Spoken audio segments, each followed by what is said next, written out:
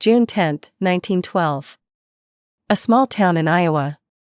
By morning, the serenity of Villisca would be shattered forever.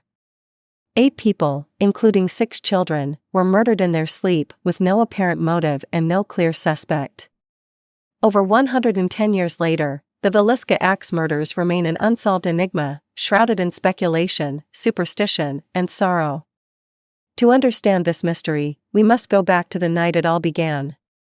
Josiah Moore, his wife Sarah, and their 4 children, Herman, Catherine, Boyd, and Paul, were well known in Villisca. On the evening of June 9, 1912, the family attended a church event. Alongside them were 2 young guests, Lena and Ina Stillinger, who planned to spend the night at the Moore residence. The next morning, the neighbor, Mary Peckham, found the house eerily quiet and called for help. Josiah's brother Ross discovered the grisly scene. Each victim was struck with an axe.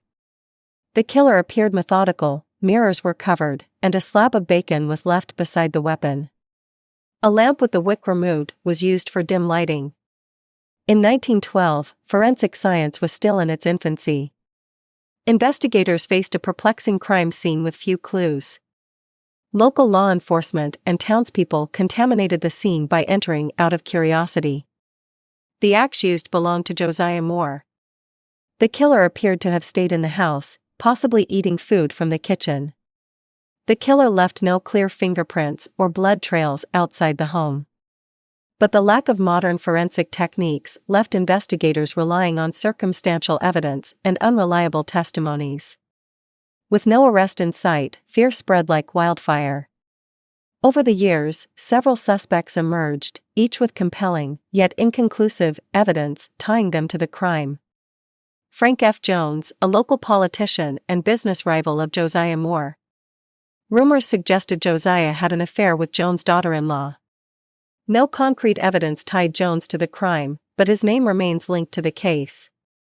William Blackie Mansfield, a known axe murderer who killed his family in a similar fashion. Investigators suspected a pattern, but no solid evidence placed him in Villisca. Reverend George Kelly, an itinerant preacher known for his erratic behavior.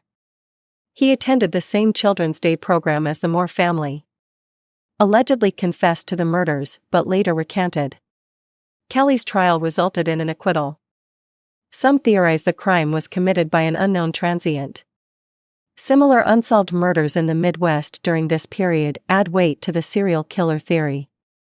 Each suspect brought more questions than answers. With no DNA evidence or reliable eyewitnesses, the case grew colder as the years passed. As decades passed, the Villisca Axe Murders became a focal point for paranormal enthusiasts. Visitors to the Moore house report eerie phenomena, footsteps, voices, and unexplained shadows. Whether you believe in the supernatural or not, the Villisca Axe Murder House stands as a grim reminder of a crime that shook a community to its core. Even today, experts and amateur sleuths continue to analyze the case. Could advances in technology finally solve this mystery? Discuss how modern techniques like DNA testing could potentially shed light on the case if evidence were preserved. Why did the killer target the Moore family? Did they act alone, or was it a coordinated effort? And most hauntingly, why has the truth remained buried for over a century?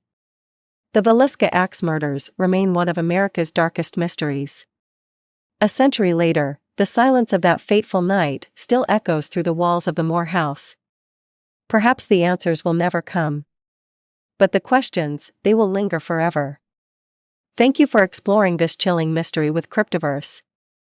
If you enjoyed this deep dive, don't forget to like, subscribe, and hit the bell icon for more unsolved tales from the cryptic corners of history.